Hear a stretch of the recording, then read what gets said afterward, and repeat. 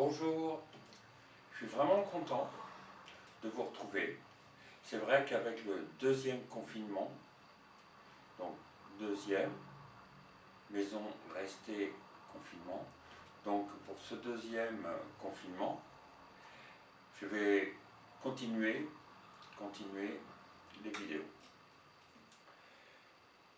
Pour commencer, on va revoir la configuration des lettres F et T. La référence par rapport à la main, c'est le pouce. L'index se met devant, c'est le F.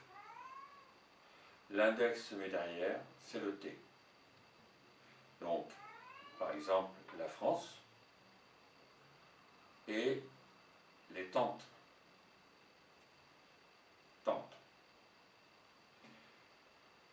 Moi, je prends, pour plus de facilité et de simplicité, parce que je l'ai surtout retenu très vite, le F de ce sens-là. C'est l'ancien signe du F.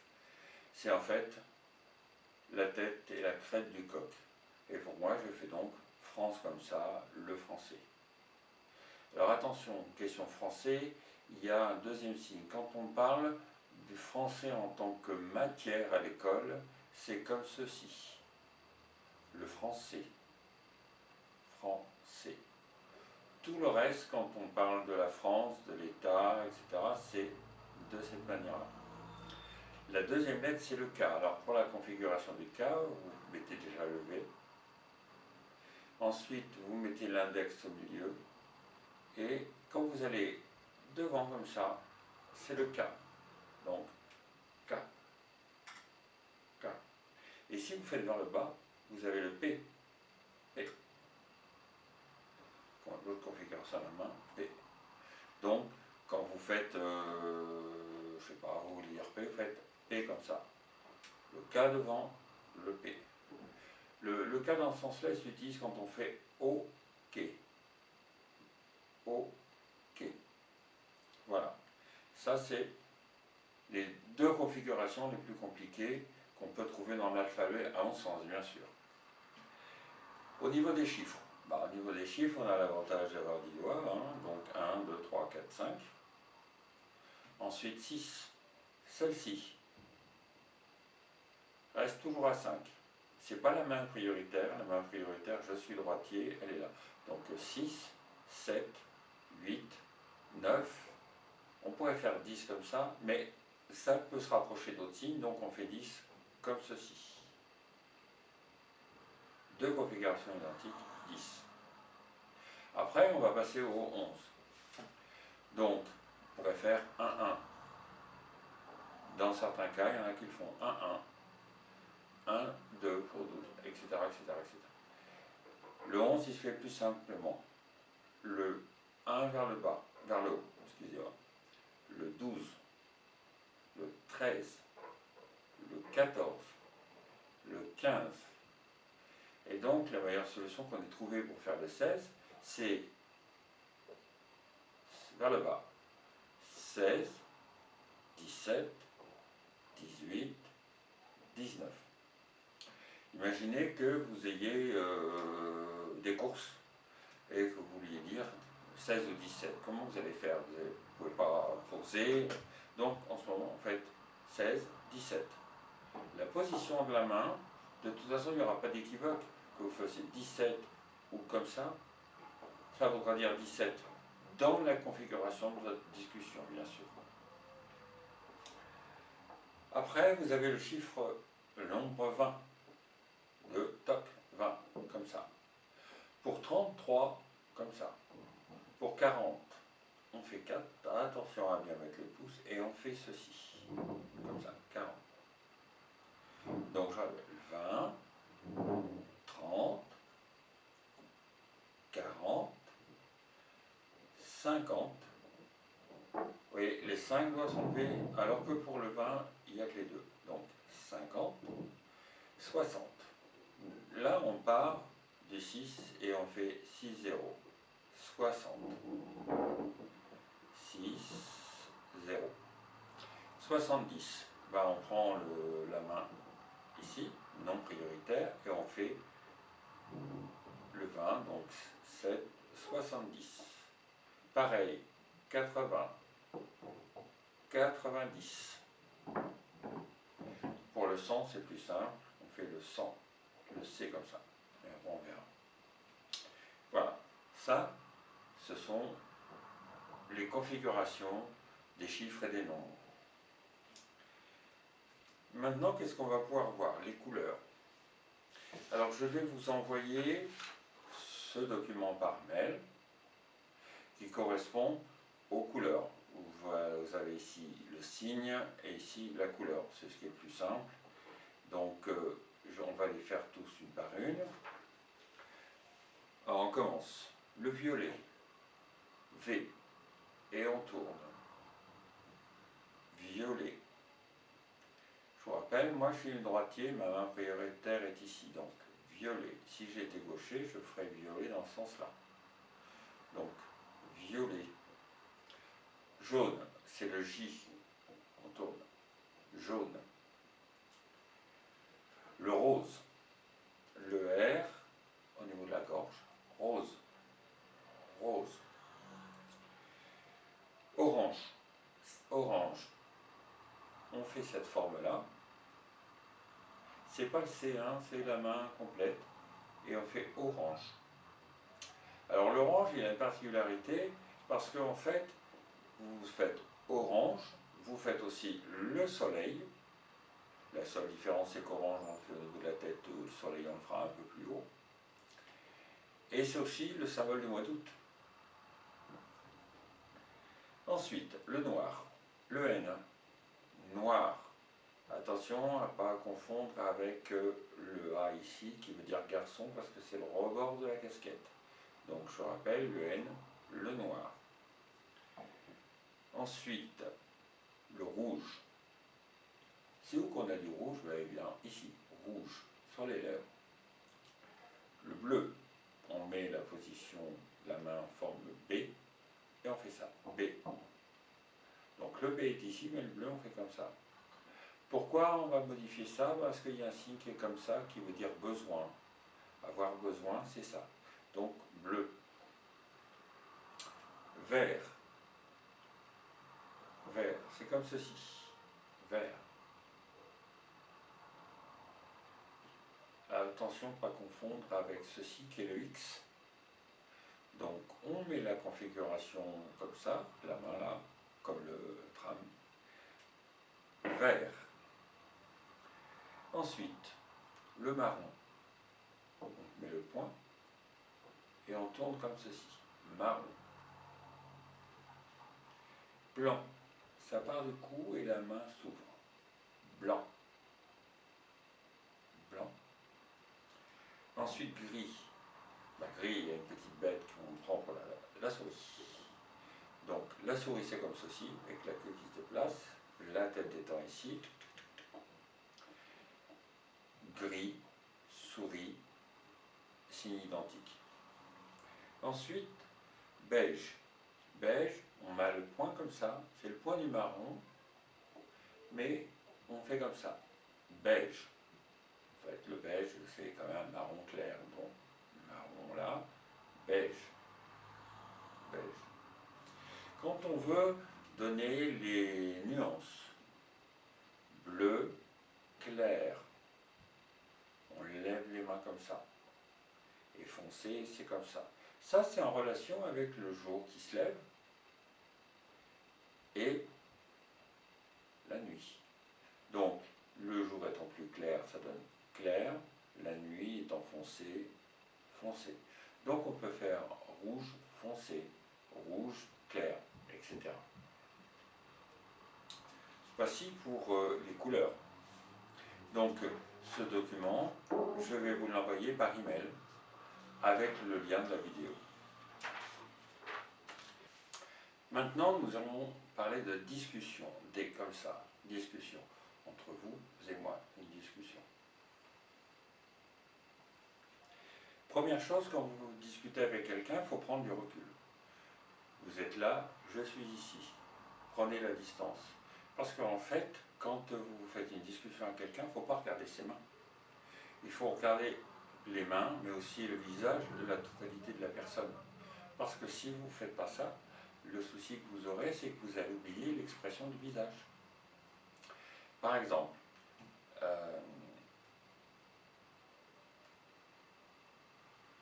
si on dit par exemple ça va, quelle est la différence entre ça va et ça va? C'est l'expression du visage. Si vous êtes concentré sur la main, ici, vous ne voyez pas, à cet endroit, l'expression du visage. Donc vous allez manquer l'adjectif qualificatif qui est que ça va très bien, parce que l'expression du visage vous indique que ça va très bien. Donc ça, c'est la première chose. La deuxième chose, au début, quand on fait des discussions, c'est difficile, il faut prendre le temps. Donc là, on va faire des petites phrases. Donc je vais vous faire les deux personnages. La première personne sur le document s'appelle Barrette et l'autre s'appelle Fawcett. Donc Barrette, je regarderai dans ce sens-là, Fawcett, je regarderai dans ce sens-là. Je me mets à la place des deux dans une discussion. Quand vous avez un interprète, c'est ce qu'il fait. Barrette, Fawcett. Pourquoi Barrette? Parce qu'en fait, la plupart des petites filles, tout comme il y en a qui s'appellent Dominique, ou qui s'appellent Élise, etc., bah, chez les sourds, il y a beaucoup de Barrettes, comme celle qui a dans les cheveux de ma petite fille. Barrette, voilà. Donc, je vais commencer. Toi, sourd? Non, entendante. Moi, sourde. Toi, signe. Moi, voilà, la première partie. Qu'est-ce qu'on peut voir? Bon, il y a, après, quand tu es sourd, le point d'interrogation, il n'est pas dit, c'est toi, sourd. C'est l'expression du visage qui va faire le point d'interrogation. Quand je dis je signe un peu, bah, je signe, ça veut dire que je signe doucement, difficilement. Et là aussi, l'expression du visage et la forme des mains indiquent l'adjectif qualificatif. Je signe doucement, c'est difficile. Ou, bon, ça va, moi je signe tranquille, à l'aise. Donc voilà, ce que je vous disais tout à l'heure, c'est qu'il faut faire attention à l'expression du visage et donc bien prendre du recul par rapport à la personne pour que vous puissiez comprendre ce qu'elle veut dire. Elle signe. Là, j'introduis une troisième personne. Je suis ici, Barrette. Là, je reprends Fawcett, donc ici.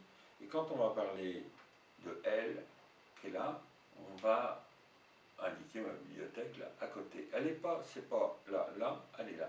Donc, elle.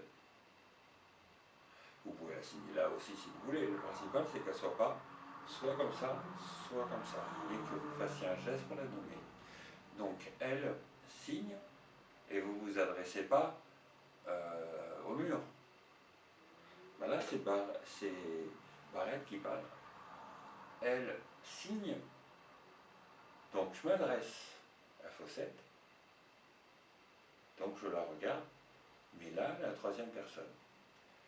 Elle signe, interrogation. Elle me répond, oui, et ça veut dire ça. Alors là, elle me répond, signe pas mal. Alors, pas mal, ça ne se dit pas, en fait. Ça se signe. Ouais, ouais, ouais. Et donc, il y a un certain nombre de choses qui ne vont pas exister en signe. On ne traduit pas du français, elle signe pas mal. On fait, ouais. On a tout de suite compris. Elle apprend. Apprendre. Vous avez votre livre ou votre fiche. Vous prenez les informations, vous les enregistrez dans votre tête. Apprendre. Donc, elle apprend. Visage d'interrogation. Oui, oui. Bien. Est-ce que je redis apprendre? Non, parce que c'est la question qui est posée. Donc à partir du moment où on me demande elle apprend, moi je ne vais pas dire elle, apprendre bien, je vais répondre tout de suite, oui, bien. Je n'ai pas besoin de répéter systématiquement ce que a dit l'autre, de reprendre comme en français, reprendre la phrase, le verbe, etc., et confirmer, etc. Au niveau du vocabulaire de cette petite fiche, voilà, sur les dialogues ici, vous avez un premier dialogue, celui-là un tout petit peu plus compliqué.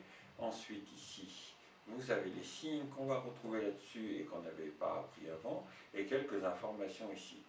Vous allez la recevoir, cette fiche aussi, ce document. Donc, sourd, oreille, bouche. C'est un signe qui est dérivé, comme je vous l'avais dû vous le dire dernièrement, c'est dérivé des sourds, muets, oreille, bouche. Même si les sourds ne se considèrent pas comme muets parce qu'en fait ils peuvent très bien parler, ils ont quand même gardé le signe oreille, bouche. Entendant, ça je vous l'avais expliqué, entendant, ça, on prend le V et on fait comme ça.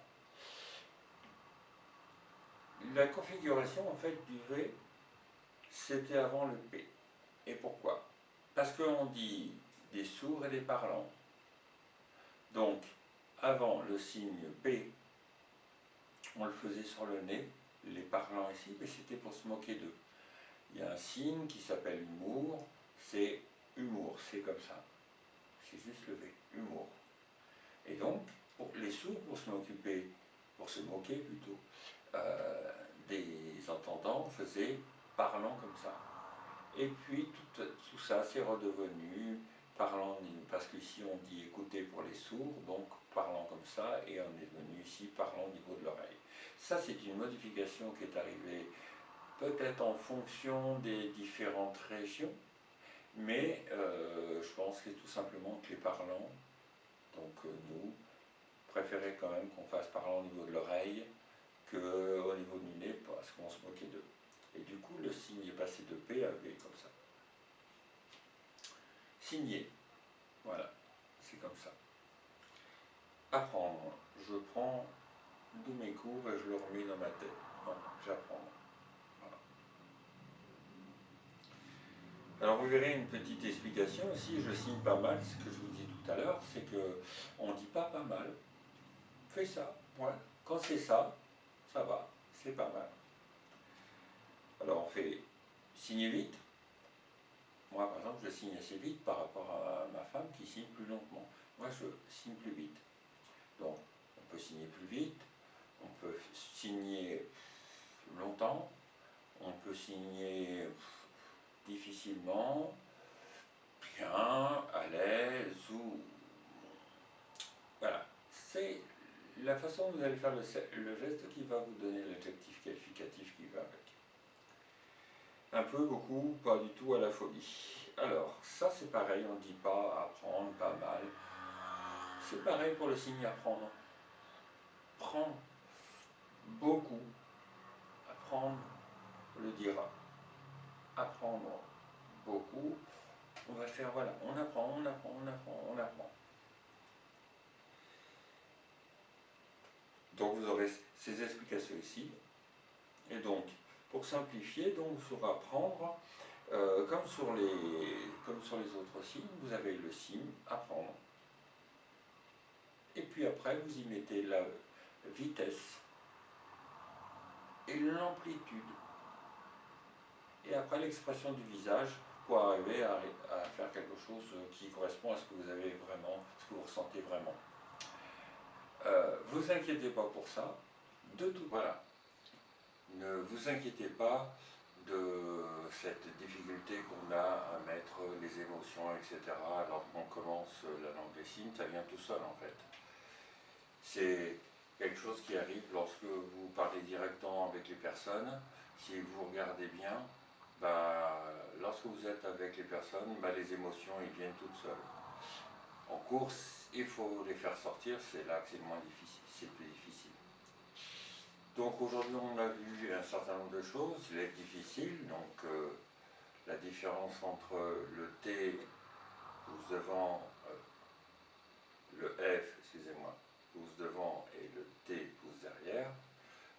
K qui est comme ceci, et le P qui a la même forme mais vers le bas. Nous avons vu les chiffres de 1 à 10, ensuite 20, 30, 40, 50, et ensuite 6 zéros pour 60. 70, on garde la main ici qui indique les 5, donc 7, 70, 80, 90 et 100. Les différentes couleurs, on fait comme ça, les couleurs. Attention, les couleurs c'est ça, et si vous soufflez dessus, ça fait les bougies d'anniversaire. Donc les couleurs et les petites discussions. Voilà, je vous souhaite une bonne journée, travaillez bien, et si vous avez des questions, envoyez-moi un mail avec tout ce que vous avez comme remarque, et je me ferai un plaisir dans la vidéo qui va suivre pour la semaine prochaine de vous donner à chacune des deux l'explication nécessaire à vos questions. Au revoir, bonne journée, à bientôt.